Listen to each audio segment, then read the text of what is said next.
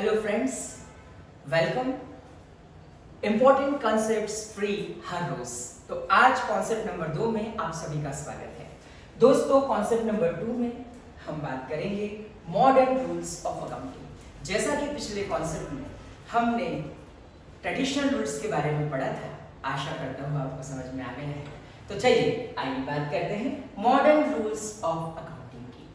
तो बच्चे, modern rules of accounting में अलग अलग क्राइटेरिया में हमें बोला गया कि जो पुराने रूल्स थे उससे अलग कुछ रूल्स होंगे। जैसे कुछ एसेट से रिलेटेड कंसेप्ट्स हैं। तो उन्होंने बोला यदि बिजनेस में, यानी बिजनेस कौन सा, जो बिजनेसमैन कर रहा है, बिजनेस में हम सबसे पहले एसेट से रिलेटेड रूल्स करेंगे। एसेट से रिलेटेड रूल्स में उन्होंने कहा यदि कोई एसेट, सपोज ये एसेट है हमारे पास कोई, और अगर मान लीजिए एसेट में इंक्रीज हो रहा है, यानी एसेट बढ़ रही है, वृद्धि हो रही है, या उसमें इंक्रीज हो रहा है, या वो उसकी वैल्यू बढ़ रही है, या हम कोई चीज परचेज कर रहे हैं, तो बिजनेस में अगर कोई सी भी एसेट आ रही है यानी उसमें इंक्रीज हो रहा है, तो ऑब्वियसली बच्चे आपको पता है अकाउंट्स में हमको क्या करना है, अकाउंट्स में हमको डेबिट करना है या क्रेडिट करना है। तो मॉडर्न रूल्स में आप क्या करेंगे, या तो डेबिट करेंगे या तो क्रेडिट करेंगे। लेकिन जैसे पिछले रूल्स दिए गए थे, क्या वैसे सेम है क्या? नहीं, रूल्स डिफरेंट है। रूल्स में क्या बोला गया, एसेट इंक्रीजेस, अगर एसेट्स में वृद्धि हो रही है या हमारे पास हम एसेट का परचेस करें, हमारे पास एसेट बढ़ रहे हैं, तो हम उसे डेबिट करेंगे। क्या करेंगे बच्चों? डेबिट डेबिट डेबिट, याद रखना, उससे हम डेबिट करेंगे। क्योंकि ओवरऑल जब हमें जनरल पास करनी है तो ये रूल्स लगेंगे। हम मॉडर्न रूल से करेंगे तो भी सेम एंट्री पास होगी, और हम ट्रेडिशनल रूल से करेंगे तो भी सेम एंट्रीज पास होगी। देखिए, तो एसेट इंक्रीजेस तो उसको हम डेबिट करेंगे, और एसेट में यदि कमी होती है या एसेट हमारे बिजनेस से चली जाती है तो हम उसको क्या करेंगे, क्रेडिट करेंगे। क्योंकि याद रखिए, नेचर ऑफ एसेट्स या नेचर ऑफ अकाउंट्स अगर हमको पता है तो हमारे लिए अकाउंट्स की रूल्स, अकाउंट्स की जर्नल एंट्री, अकाउंट्स की पोस्टिंग और अकाउंट्स की सारी प्रोसेस बहुत आसान हो जाती है मेरे दोस्तों। देखिए, अब एसेट में यदि इंक्रीज होता है तो उसको हम डेबिट करेंगे, और एसेट्स में अगर डिक्रीज होता है तो उसको हम क्रेडिट करेंगे। कॉन्सेप्ट नंबर 2 में हमें सारे के सारे मॉडर्न रूल्स समझना है। जैसे कॉन्सेप्ट नंबर 1 में हमने सारे के सारे ट्रेडिशनल रूल्स की बात की थी मेरे दोस्तों। देखिए, अब नेक्स्ट हम आगे बढ़ते हैं और देखते हैं हमारे पेटी में क्या है। हमारी पेटी में दूसरा क्लासिफिकेशन है जिसके हिसाब से रूल्स बनाए गए हैं, मॉडर्न रूल्स। क्योंकि भैया अब ट्रेडिशनल तो पढ़ लिया, अब मॉडर्न की है बारी, तो दोस्तों आपकी है ना तैयारी। तो देखिए, लायबिलिटीज क्या होती है? एसेट्स जिससे हमारी वैल्यू बढ़े, बिजनेस को कहीं ना कहीं इकोनॉमिक ग्रोथ मिले। और लायबिलिटीज क्या होती है? लायबिलिटीज जो किसी बिजनेस पर्सन को चुकाना है। बेटे, हम कंसेप्ट्स की बात कर रहे हैं, बुक की लैंग्वेज की नहीं। कंसेप्ट्स जो आपको समझना बहुत जरूरी है, प्रैक्टिकल लाइफ में आप यूज करेंगे, तो उसी का मतलब है इंपॉर्टेंट कंसेप्ट फ्री हर रोज। अब लायबिलिटीज में क्या रूल होता है? रूल याद नहीं करना, समझना है, हमको पता है। अब मॉडर्न रूल्स में क्या होगा? या तो इंक्रीज होगा या तो डिक्रीज होगा। क्या होगा? या तो इंक्रीज होगा या तो डिक्रीज होगा, है ना? तो याद रखिए, यदि लायबिलिटीज में इंक्रीज होता है, यदि लायबिलिटीज में इंक्रीज होता है, यदि आपके दायित्व बढ़ते हैं, if your liabilities are increases, तो आप उस अकाउंट को क्या करेंगे? अगर आपकी लायबिलिटी बढ़ी, इंक्रीज हुई, तो आप उसको क्रेडिट करोगे, और अगर आपकी लायबिलिटी कम हुई तो आप उसको डेबिट करोगे। क्या करोगे बेटा? लायबिलिटीज इंक्रीज हुई तो आप उसको क्रेडिट करोगे, और लायबिलिटी डिक्रीज हुई तो उसको डेबिट करोगे। लेकिन याद रखना, सर बोले इसका प्रैक्टिकल कैसे होगा? जब जनरल एंट्री सिखाऊंगा तो उसके प्रैक्टिकल करके सिखाऊंगा। अभी तो हम सिर्फ कॉन्सेप्ट्स और रूल्स की बात कर रहे हैं कि मॉडर्न रूल्स है क्या, उसको याद करा देना, उसको समझा देना, और उसको आप अपनी लाइफ में जीने लगे। ये काम मेरा इंपॉर्टेंट कंसेप्ट अभी का है। देखिए, लायबिलिटीज इंक्रीजेस होगी तो हम उसको क्या करेंगे? क्रेडिट, और लायबिलिटीज डिक्रीजेस होगी तो हम उसको क्या करेंगे बच्चों, क्रेडिट। दोस्तों क्या करेंगे उसको, क्रेडिट। तो याद रखिए, एक बार रिव्यू कर लेते हैं। एसेट इंक्रीज तो क्या करेंगे, बोलिए मेरे साथ, डेबिट।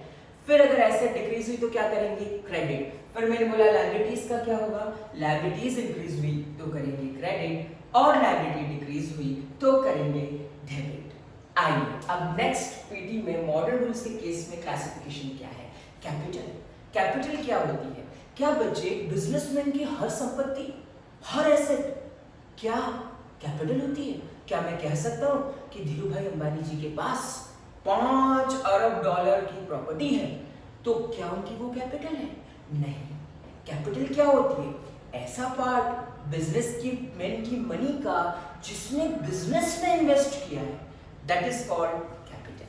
तो कैपिटल के बेस पर हम उसमें कैसे इंक्रीज होता है और कैसे डिक्रीज होता है तो हम वहां पर मॉडर्न रूल्स को समझेंगे। अब समझिए, अगर कैपिटल में इंक्रीज हुआ, यदि कैपिटल में इंक्रीज हुआ तो हमें क्या करना चाहिए, क्रेडिट। यदि कैपिटल में इंक्रीज हुआ तो हमें क्या करना चाहिए, क्रेडिट। और अगर कैपिटल में डिक्रीज हुआ तो दोस्तों हमें क्या करना चाहिए, डेबिट। तो दूसरा क्लासिफिकेशन हमने देखा कैपिटल से संबंधित rules, rules regarding Capitals, capital से संबंधित रूल्स। कैसे rules, modern rules. Modern day को हम कैसे बोल सकते हैं, मॉडर्न एज को हम कैसे बोल सकते हैं, इसलिए हम अकाउंट्स के रूल भी नहीं भूलना है। एसेट्स का क्या है, asset increase debit, asset decrease credit, liabilities increase credit, liability decrease debit, है ना। आइए अब बात करते हैं कैपिटल की। तो capital increases credit and capital decreases debit. दोस्तों तैयार हो गया तीसरा classification concept, modern rules of accounting का। रूल्स क्यों जरूरी है? अगर हम रूल्स को मान लेते हैं तो कोई हमें रूल नहीं कर सकता, है ना। चलिए आगे बढ़ते हैं और नेक्स्ट रूल की बात करते हैं, that is related with revenue, revenue और expenses, that is related with revenue and expenses.